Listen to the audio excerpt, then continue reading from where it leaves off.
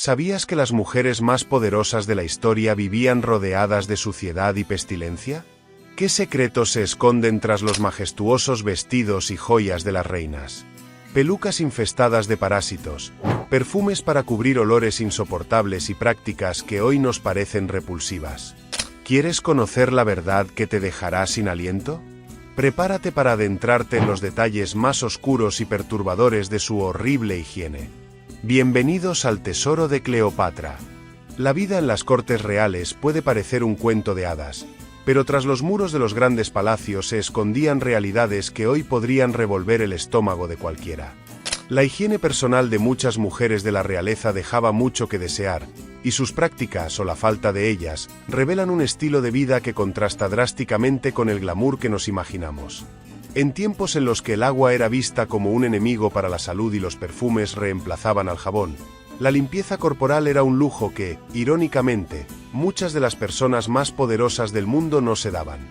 Aunque esto no era exclusivo de las mujeres reales, sus costumbres, bien documentadas y muchas veces extremas, nos muestran un panorama fascinante y repulsivo. Prepárate para descubrir detalles que quizá preferirías no saber. En la Francia del siglo XVII, la célebre corte de Luis XIV se convirtió en un símbolo de opulencia, pero también de suciedad.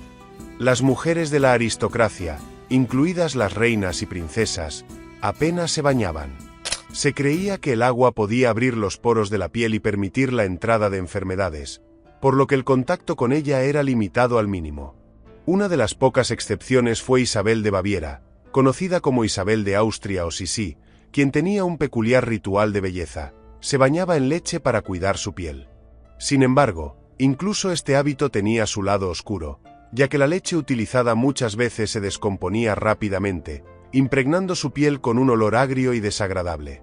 En Inglaterra, la reina Isabel I es recordada como una de las monarcas más importantes de la historia, pero también era famosa por sus costumbres poco higiénicas. Aunque se decía que era una obsesionada con la limpieza, en realidad su definición de limpieza era peculiar. La reina afirmaba que se bañaba una vez al mes, tanto si lo necesitaba como si no. Esto puede sonar gracioso, pero en una época en la que los desechos humanos y animales se arrojaban a las calles, su falta de baños regulares no ayudaba a mitigar los olores que seguramente impregnaban su entorno. Para contrarrestar esto, las mujeres de la corte, incluida Isabel, utilizaban abundantes cantidades de perfumes y aceites aromáticos. Sin embargo, lejos de eliminar los malos olores, estos productos a menudo los intensificaban al mezclarse con el sudor acumulado. En muchas cortes europeas, el uso de prendas de vestir extremadamente elaboradas complicaba aún más la higiene. Los corsés, los miriñaques y las capas de tela no solo dificultaban los movimientos cotidianos, sino que también impedían cambiarse de ropa con regularidad. Las mujeres de la realeza podían usar el mismo vestido durante semanas o incluso meses, especialmente si era una prenda costosa diseñada para ocasiones especiales. El sudor, la suciedad y los restos de comida se acumulaban en los pliegues de las telas, creando un caldo de cultivo para insectos como piojos y pulgas. Para combatir esta infestación, se utilizaban polvos de arroz o harina que, aunque disfrazaban momentáneamente la mugre, contribuían a problemas como irritaciones cutáneas y malos olores. En Rusia, Catalina la Grande era famosa por su carácter fuerte y su intelecto, pero su régimen de higiene no estaba a la altura de su reputación como una de las líderes más poderosas de su tiempo. Los documentos históricos sugieren que tenía una visión pragmática de la limpieza, limitándose a lavar su rostro y sus manos mientras ignoraba el resto de su cuerpo. Este enfoque se complementaba con el uso de paños húmedos para limpiar áreas específicas, una práctica que, en realidad, solo extendía la suciedad en lugar de eliminarla. A pesar de su falta de baños regulares, Catalina no escatimaba en perfumes y esencias florales, lo que no necesariamente mejoraba la situación. Otro ejemplo intrigante es el de María Antonieta, la famosa reina de Francia cuya vida terminó en la guillotina. Aunque sus retratos muestran a una mujer sofisticada y estilizada, su rutina de higiene era sorprendentemente descuidada. La reina era conocida por su pasión por las pelucas y peinados elaborados, pero estos requerían cantidades absurdas de grasa animal para mantenerse en su lugar. Este método no solo atraía insectos, sino que también provocaba un olor rancio que impregnaba los salones de Versalles. Para mantener sus peinados intactos, María Antonieta podía pasar semanas sin lavar su cabello, lo que empeoraba la situación. Además, su tendencia a usar perfumes intensos no hacía más que camuflar temporalmente los olores, creando un ambiente sofocante y, según testigos de la época, casi irrespirable. Los baños, cuando se tomaban, no eran lo que imaginamos hoy en día. En lugar de agua limpia y caliente, a menudo se utilizaban tinas llenas de agua compartida, que pronto se convertía en un caldo de suciedad. Las mujeres reales que se aventuraban a bañarse solían hacerlo en compañía de sus damas de honor, quienes les asistían en el proceso. Sin embargo, lejos de ser un ritual de limpieza, estos baños eran más bien ceremoniales, centrados en relajarse y socializar en lugar de eliminar la suciedad acumulada.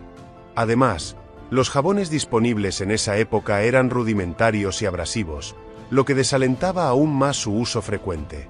Quizás una de las anécdotas más sorprendentes es la de Juana I de Castilla, conocida como Juana la Loca.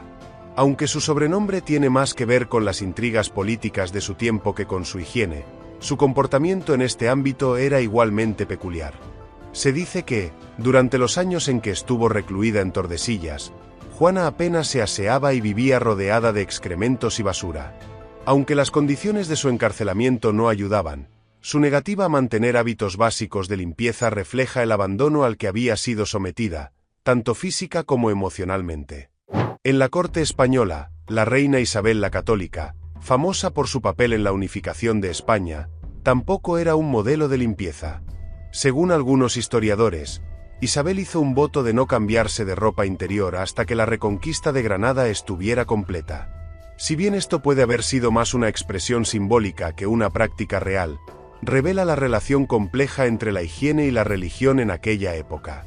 Las mujeres reales, al igual que sus súbditos, veían el cuerpo como un vehículo para el pecado, y la limpieza física era, en muchos casos, considerada una distracción innecesaria de la limpieza espiritual.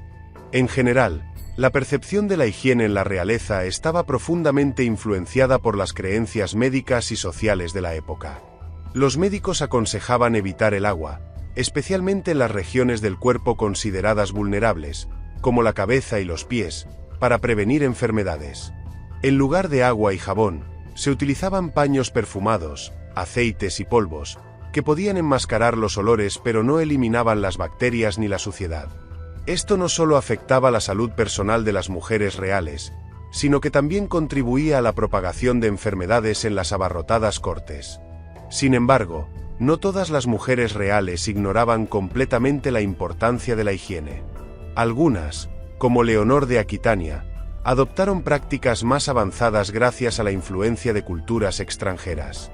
Leonor, quien pasó tiempo en Oriente Medio durante las cruzadas, trajo de vuelta a Europa conocimientos sobre baños de vapor y aceites esenciales. Aunque estas prácticas no se popularizaron de inmediato, representan un intento temprano de mejorar la higiene personal en un mundo que la descuidaba sistemáticamente. Este vistazo a la vida de las mujeres reales revela un contraste inquietante entre el lujo que las rodeaba y las condiciones en las que vivían. Aunque eran las figuras más poderosas de sus respectivos países, su falta de higiene personal no solo las exponía a enfermedades, sino que también perpetuaba una visión limitada de lo que significaba la limpieza. En la segunda parte, exploraremos más detalles grotescos y desconocidos sobre los métodos de limpieza que usaban y cómo estos influyeron en la percepción de la higiene en la historia. La falta de higiene de las mujeres reales no solo era un reflejo de las creencias erróneas de su tiempo, sino también un testimonio de cómo incluso las personas más poderosas podían vivir en condiciones que hoy consideraríamos inaceptables. En esta segunda parte, continuaremos explorando las prácticas más grotescas y sorprendentes que marcaron la vida de las reinas, princesas y damas de la corte, así como las consecuencias de estas costumbres para la salud y la sociedad de la época. Lejos de ser simplemente una cuestión de malos hábitos, la higiene real estaba profundamente influenciada por factores culturales, médicos y sociales que contribuyeron a perpetuar estas condiciones. Una de las áreas donde la falta de higiene era más evidente era en los peinados y las pelucas, símbolos de estatus y sofisticación, pero también auténticas trampas de suciedad. En la Francia del siglo XVIII, las pelucas alcanzaron su apogeo en popularidad, especialmente entre las mujeres de la nobleza. Estas piezas no solo eran extravagantes y adornadas con flores, joyas y plumas, sino que también eran el hogar perfecto para piojos, pulgas y otros parásitos.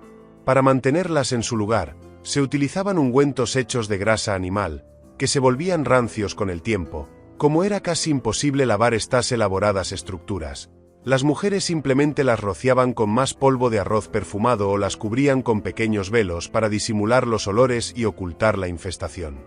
La falta de cuidado también afectaba a otras áreas del cuerpo. Por ejemplo, la limpieza dental era prácticamente inexistente en muchas cortes europeas. Las mujeres reales confiaban en técnicas rudimentarias como masticar ramitas o usar polvo de carbón para intentar blanquear sus dientes, pero estas prácticas solían ser contraproducentes, dañando el esmalte y exponiendo los dientes a infecciones. María Tudor, conocida como María la Sangrienta, sufría de un aliento tan repulsivo debido a su mala salud bucal que sus contemporáneos lo mencionaron en sus crónicas. Este problema no era exclusivo de ella. Muchas reinas y nobles padecían de encías inflamadas, dientes podridos y abscesos que no solo les causaban un dolor insoportable, sino que también contribuían al mal olor general de su entorno.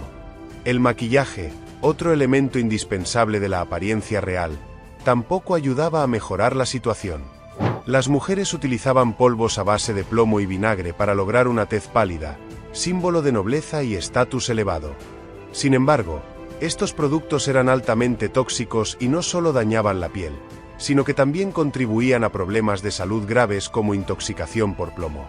Para ocultar las marcas y las enfermedades provocadas por el maquillaje, las mujeres aplicaban capas aún más gruesas de polvo, creando una máscara artificial que se descascaraba con el tiempo y empeoraba el aspecto general.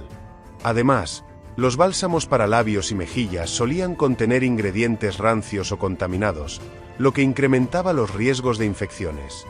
Otro aspecto poco conocido pero igualmente impactante de la vida higiénica de las mujeres reales era el manejo de los desechos corporales.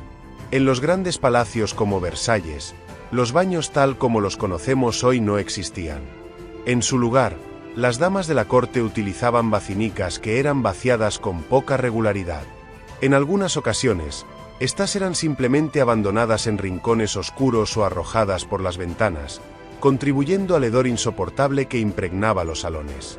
Se dice que el Palacio de Versalles, a pesar de su magnificencia arquitectónica, era un lugar insalubre donde los excrementos humanos podían encontrarse en los corredores y jardines.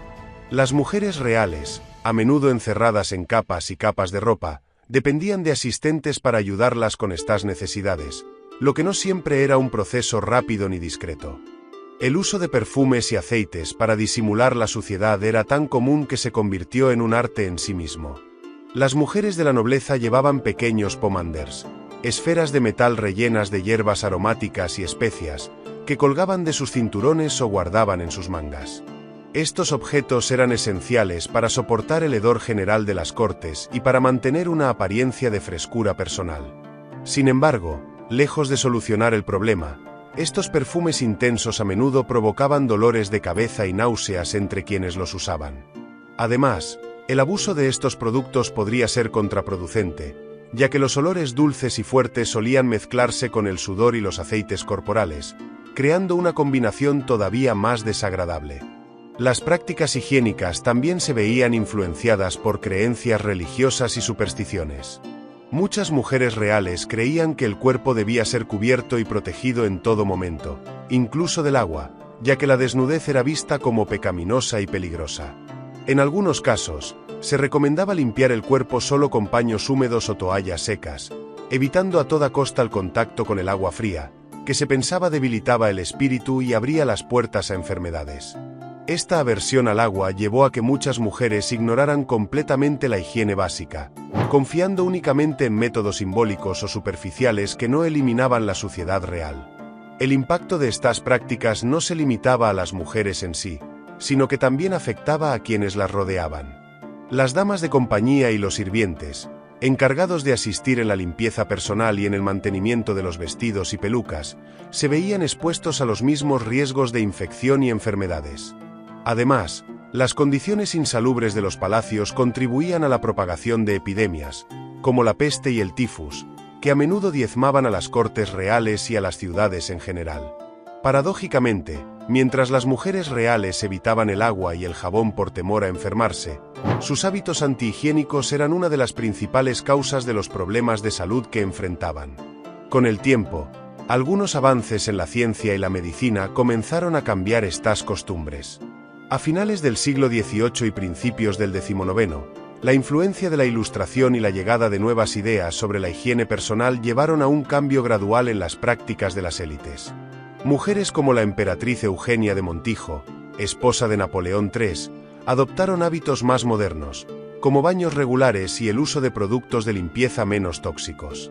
Sin embargo, este cambio fue lento y no estuvo exento de resistencia. Muchas mujeres continuaron aferrándose a las viejas costumbres por razones de tradición, estatus o simplemente ignorancia. La historia de la higiene en las mujeres reales es un recordatorio fascinante de cómo las normas culturales y las creencias erróneas pueden influir profundamente en la vida cotidiana, incluso de aquellos con acceso a todos los recursos del mundo.